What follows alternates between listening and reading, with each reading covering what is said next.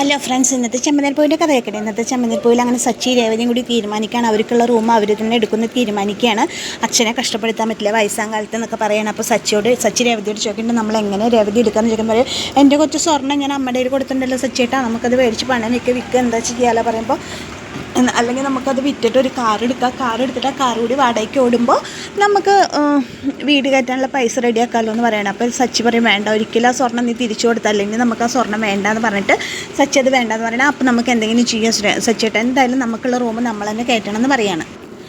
അങ്ങനെ അവർ സ്വന്തമായിട്ട് റൂം എടുക്കാമെന്ന് തീരുമാനിക്കണം. അത് കഴിഞ്ഞിട്ട് സച്ചി സ്റ്റാൻഡിൽ പോയിട്ട് ഈച്ചയോട് ഇത് പറയാണ്.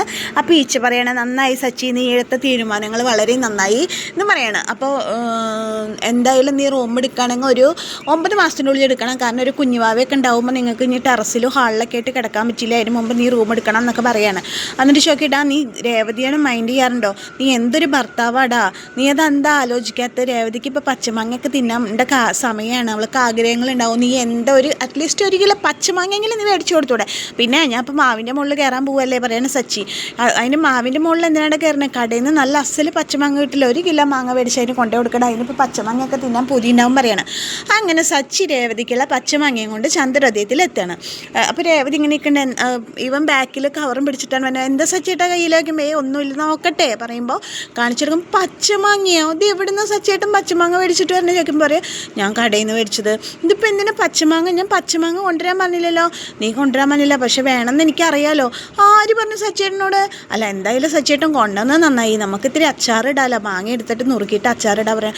നിൽക്ക്, ഇത് മുഴുവൻ അച്ചാറിടാനല്ല, ഞാൻ നിനക്ക് തിന്നാൻ വേണ്ടി കൊടുത്താൽ എനിക്ക് ആ പച്ചമാങ്ങയോ? അത് ഞാൻ പച്ചമാങ്ങ തിന്നണം പറഞ്ഞില്ലല്ലോ സച്ചേട്ടനോട്. അതൊന്നും പറഞ്ഞാൽ പറ്റില്ല, നീ ഇത് കഴിച്ചേ പറ്റുമോ പറഞ്ഞിട്ട് സച്ചി പോയി കത്തി കൊണ്ടുവന്ന് മാങ്ങ മുറിച്ച് ഉപ്പ് കൂട്ടി രേവതിക്ക് കൊടുക്കുകയാണ്.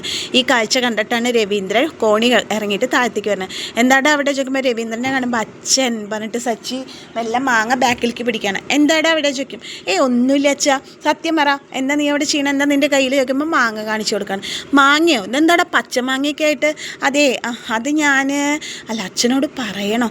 വേണ്ട, രേവതി ആദ്യം എന്നോട് പറയട്ടെ, എന്നിട്ട് അച്ഛനോട് പറയാം ഇങ്ങനെ വിചാരിച്ചിട്ട് സച്ചി പറയാം, അതച്ഛാ ഞാൻ കുറച്ച് മാങ്ങ കണ്ടപ്പോൾ മേടിച്ചത്. അപ്പോൾ രേവതി പറയാം, സച്ചേട്ടനെ മാങ്ങ അച്ചാറ് കൂട്ടാൻ കൊതിയായിട്ട് മാങ്ങ മേടിച്ചിട്ട് വന്നത് അച്ഛാ എന്ന് പറയാണ്. ആണോടാ, സത്യമാണോ? അതെ, എന്നിട്ട് എന്തിനാ നീ ഇത് മുറിച്ച് കഷ്ണാക്കി വെച്ചിട്ടുണ്ട്? അത് രേവതിക്ക് തിന്നാൻ കൊടുക്കാനാച്ചാ. അതച്ഛാ എനിക്കറിയില്ല, എന്നോട് പച്ചമാങ്ങ തിന്നാൻ പറയുന്നുണ്ട് സച്ചിയേട്ടൻ, മുറിച്ചിട്ട് എന്നെ കൊണ്ട് തീറ്റിക്കാൻ വേണ്ടി കൊടുന്ന് വെച്ചതാന്ന് പറയാണ് രേവതി. എന്താണ് അതിൽ വല്ല കള്ളക്കളി ഉണ്ടോ? ഒരു കള്ളക്കളി ഇല്ല അച്ഛാ, സത്യം പറഞ്ഞോ?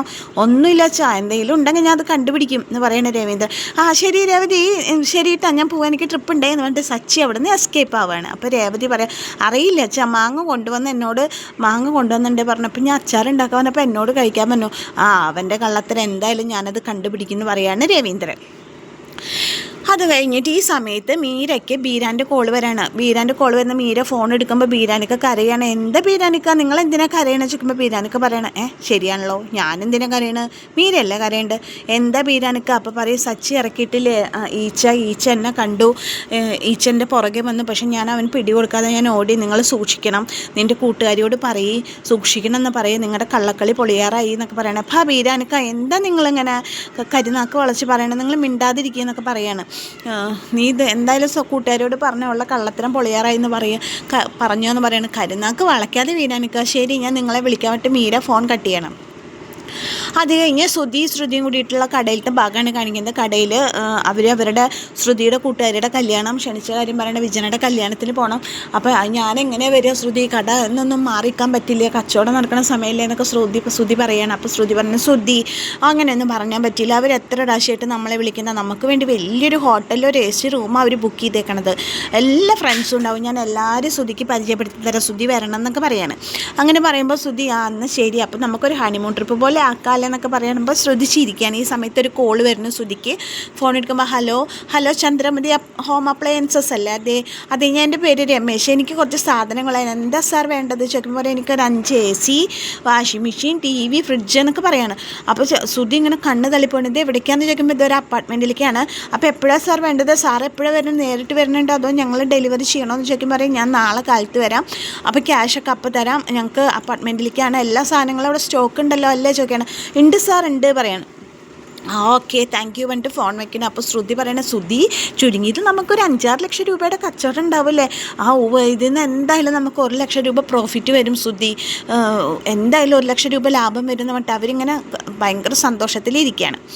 അങ്ങനെ ആ സമയത്ത് ശ്രുതിക്ക് ഫോൺ വരുന്നുണ്ട് മീരയുടെ. അപ്പോൾ മീരയുടെ ഫോണല്ല പറഞ്ഞ് മീര ഡയറക്റ്റ് കടയിലേക്ക് വരികയാണ്. അപ്പോൾ എന്താ മീര ചോദിക്കുമ്പോൾ ശ്രുതി ഇങ്ങനെ ഒരു കാര്യമുണ്ട് പറഞ്ഞിട്ട് ശ്രുതിനെ വിളിച്ചുകൊണ്ടായിട്ട് പറയും, ശ്രുതി ബീരാനിക്ക് എന്നെ വിളിച്ചിട്ടുണ്ടായിരുന്നു, ഇങ്ങനെ ഈച്ച ബീരാനിക്കാനെ കണ്ടു ഉത്തരം, പക്ഷേ ബീരാനിക്ക് കയ്യപ്പെടാതെ രക്ഷപ്പെട്ടു. അപ്പോൾ ശ്രുതിക്ക് ആകെ പെടുമോ, എന്താ ചെയ്യുക, ഇയാളെ കൊണ്ട് തോറ്റില്ല, ഇയാളോട് പുറത്തിറങ്ങി നടക്കണ്ടെന്ന് പറഞ്ഞല്ലേ, പിന്നെ ഇയാൾക്ക് ജീവിക്കേണ്ടത്, ഇയാൾ എന്തായാലും സീരിയലുകാർക്ക് സിനിമക്കാർക്കൊക്കെ മാടിനെ കൊടുത്തിട്ടാണ് ഇയാൾ ജീവിക്കുന്നത്, ഇയാൾ എന്തായാലും ആ പണി ഒഴിവാക്കില്ല, ഒരു കാര്യം ചെയ്യും, ഞാൻ അയാൾക്ക് ചിലവിന് കൊടുക്കുക, അയാളോട് പുറത്തേക്ക് ഇറങ്ങണ്ടെന്ന് പറയും. നമ്മുടെ എല്ലാ കള്ളത്തരങ്ങളും എല്ലാം അറിഞ്ഞിട്ടും കൂട്ടി നിൽക്കുന്ന ആളെ ബീരാനിക്ക് ഇനി ഇതിലും കൂടുതൽ അയാളെ എങ്ങനെ ബുദ്ധിമുട്ടിക്കാടി ചോദിക്കുകയാണ് മീര. സാരല്ലേ മീര, നീ സംസാരിച്ച അയാൾ കേൾക്കും, നീ എന്തായാലും അയാളോട് പറഞ്ഞ് കുറച്ച് ദിവസം പുറത്തേക്ക് ഇറങ്ങണ്ടെന്ന് പറയുമെന്നൊക്കെ പറയണം. അപ്പോൾ മീര പറയും, ശരി ഞാൻ പറഞ്ഞു നോക്കട്ടെ, എന്തായാലും നീ സൂക്ഷിക്കണം സച്ചിനെ, നിൻ്റെ വീട്ടിൽ തന്നെ നിൻ്റെ കള്ളക്കളി പൊളിക്കാനുള്ള കാര്യങ്ങൾ വരുന്നുണ്ട് പറയാണ്. അങ്ങനെ അവരുടെ സംസാരം തുറന്നില്ലേ, ഇപ്പോൾ തുറന്നുതരാം കേട്ടോ. അങ്ങനെ അവരുടെ സംസാരത്തിനിടയ്ക്ക് അങ്ങനെ അവർ ടെൻഷൻ അടിച്ചിരിക്കുകയാണ്. ഈ സമയത്ത് രേവതി അടുക്കളയിൽ പണിയുന്ന സമയത്ത് സച്ചി വിളിക്കുമ്പോൾ രേവതി ചോദിക്കും, ഊണയിക്കാനില്ലേ, ഞാൻ പുറത്തുനിന്ന് കഴിച്ചു, രേവതി നീ കാത്തിരിക്കണ, നീ കഴിച്ചോ, ഞാൻ കഴിച്ചിട്ട് വന്നത് എന്നൊക്കെ കഴിച്ചിട്ടാണ് ഇരിക്കണതെന്ന് പറയാനല്ലേ ഇപ്പം നിങ്ങൾ വിളിച്ച്.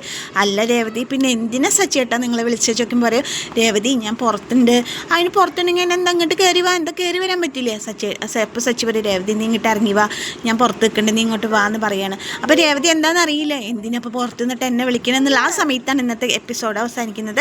അപ്പോൾ എന്നത്തെയും പോലെ വീണ്ടും ഞാൻ പറയാം, എൻ്റെ കഥ കേട്ട് ഇഷ്ടപ്പെട്ട കൂട്ടുകാർ എൻ്റെ ചാനലൊന്ന് ലൈക്ക് ചെയ്യണേ, ഷെയർ ചെയ്യണേ, സബ്സ്ക്രൈബ് ചെയ്യണേ. നിങ്ങളുടെ സപ്പോർട്ടാണ് എൻ്റെ വിജയം. എന്ത് പൊന്നാ, തുറന്നുതരാം.